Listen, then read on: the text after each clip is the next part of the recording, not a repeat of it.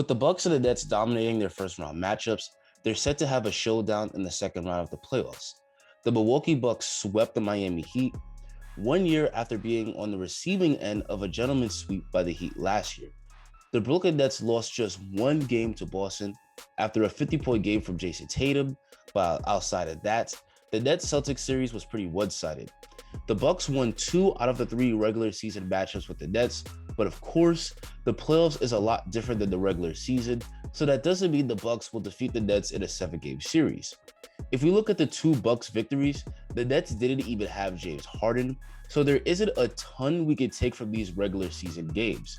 So this video is going to be a preview of the second round matchup between the Bucks and the Nets. We're going to do a brief overview of the teams, look at the advantages that each team has over the other, and I'll make a final prediction. But before we continue, if you like content like this, please like the video and subscribe, as it would very much be appreciated. Now let's get started.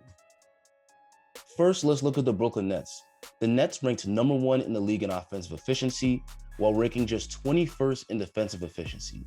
The key to their incredible offense has been James Harden. James Harden's playmaking ability really made the Nets' offense take off, which is why he's arguably the most valuable player on the team. While the Nets have the league's best offense, they're pretty poor on the defensive end. Rarely do we ever see a team this bad defensively win a championship. Almost every team that won a title the past 2 decades ranked near the top 10 in defensive efficiency, but there are a few exceptions. We've also never seen a team with this much offensive firepower, which makes the Brooklyn Nets so interesting as a team. Next, let's look at the Bucks. The Bucks ranked 6th in offensive efficiency this year and 10th in defensive efficiency. As usual, the Bucks offense is hard to stop because Giannis is one of the best players in the league at scoring in the paint, and they've completely surrounded him with shooting on the floor. Defensively, they're elite in large part thanks to having so many great defenders on their team. So as we can see, the makeup of both teams are a lot different. The Bucks rank in the top 10 in offense and defense, while not being super elite at either one, while the Nets are super elite on offense while being poor on defense. Now let's take a look at each team's advantages.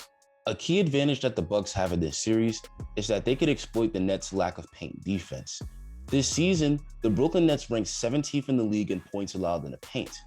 The reason the Nets' interior defense is so bad is because after they traded away Jared Allen, they didn't have any more elite rim protectors on the team. In the playoffs, the Nets have been starting Blake Griffin at center. Blake has been playing a lot better for the Nets than he did for the Pistons, but he's no rim protector. Blake Griffin wasn't even a good rim protector in his prime. In fact, he's never averaged a block a game in his entire career. The Bucks need to exploit the Nets' lack of rim protection by relentlessly attacking the paint. We already saw how the Bucks can take advantage of this weakness when Giannis had 49 points against the Nets in the regular season. If Giannis can dominate the Nets in the playoffs by relentlessly attacking the paint, that'll definitely help the Bucks to win. It'll be interesting to see how the Nets guard Giannis in the playoffs. In the regular season, they allowed Giannis to torch DeAndre Jordan one-on-one without sending much help. Teams often switch up their defensive game plan in the playoffs. The blueprint to beat the Bucks in the playoffs has always been to build a wall of defenders around Giannis. This strategy always works because Giannis isn't a great scorer outside of the paint, and he can never rely on his teammates to consistently hit the open shots in the playoffs. Well, the Bucks replaced piss-poor shooters like Eric Bledsoe with knockdown shooters like Brent Forbes and Bobby Portis. We saw this in Game 2 against the Heat, when the Bucks made in 22 out of 53 three-pointers, which was a franchise record. The next advantage I want to bring up for the Bucks is their elite defenders. Look, at the end of the day, there is no shutting down this Nets Big Three. The Nets Big Three is the most talented offensive Big Three the league has ever seen. But if any team has a group of defenders to slow them down a little, it's the Nets. Jrue Holiday is considered by many players, even Kevin Durant himself, as the best guard defender in the league. What makes Holiday such a good defender? Well, along with having a high motor on that end of the court, Holiday is strong as hell and has excellent size and length, which makes him great at defending players one-on-one. He's also got very quick hands, so if the ball is exposed for just a second, Holiday is swiping it away. We've seen in the past how Holiday can even lock down some of the league's top stars. 3 seasons ago, he totally locked down Damian Lillard as the Pelicans swept the Blazers in the first round. And along with Holiday, The Bucks have other defenders to put on members of the Nets' big three. Chris Middleton is another guy who's a great defender. He's never made an all-defensive team or anything, but he's gotten plenty of votes in the past. Brook Lopez is an elite rim protector, and of course, the Bucks have last year's DPOY and Giannis. KD will likely be the most difficult matchup for the Bucks, as his rare combination of jump shooting and ball handling skills makes him a tough matchup for pretty much every defender in the NBA. The only player that the Bucks have that has a shot at stopping KD in a matchup is Giannis, because at 7 feet tall, he has the size and length to bother KD's jumper. We saw this back in the regular season when Giannis was able to block this pull-up jumper from KD. The Bucks won't put Giannis on KD the entire game to reserve his energy for offense, but in the closing minutes of games, the Bucks will be smart to use Giannis as the primary defender on Durant. Next, let's talk about Brooklyn's advantages. A huge advantage of the Nets is that their big three is significantly better closers than the Bucks' big three. This will be a very competitive series, and there probably won't be many blowouts. Most of these games will be won in the final minutes. The Nets have a huge advantage in that each member of their big three is great at delivering in the clutch.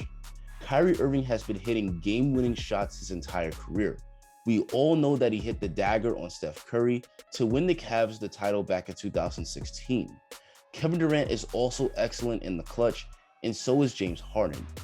Each member of the Nets' big three can be relied upon to get buckets in crunch time. As for the Bucks, they don't have this same luxury. Chris Middleton is undeniably very clutch, but unlike Middleton, Giannis isn't someone who's great at creating shots for himself in the mid-range during crunch time.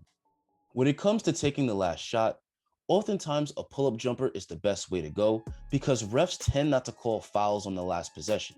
And speaking of fouls, Giannis still is a bad free throw shooter. He's only shooting 68% from the free throw line on the season. In Game 1 against the Heat, he nearly cost his team the game, missing several free throws in a row in the fourth quarter. The Nets were smart.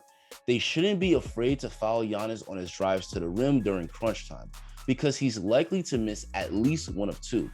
At the end of the day, talent tends to win out in the playoffs, and the Nets' big three is simply better at making big-time plays in crunch time over the Bucks. This advantage can put the Nets over the top in this series. The next advantage that I want to talk about is the Nets' insane three-point shooting. Between the Nets' big three and Joe Harris, the Nets have 4 players that can absolutely light it up from downtown. Each of these guys could easily have a game where they make in over 6 3-pointers. And now the Nets are playing 5 out on offense, with Blake Griffin starting at center, which means you can't leave anybody on the Nets open. Blake only shot 31% from 3 on the Pistons, but since he joined the Nets, he's now shooting 38% from 3. The Bucks had a top 10 defense this year, and their defense is always really good under Budenholzer. Coach Bud's defensive system is to prioritize packing the paint to prevent shots at the rim. It is good to want to defend the rim well, as shots in the paint are one of the most efficient shots in basketball, but this defensive system often tends to give up open threes. Part of the reason the Bucks lost to the Heat and Raptors in the playoffs in years past was because they were able to exploit the Bucks defense and light them up from downtown. That's still an issue this year, as the Bucks ranked first in opponents' three-pointers made this season, and they ranked third worst in opponents' three-point percentage, allowing opponents to shoot 38% from 3.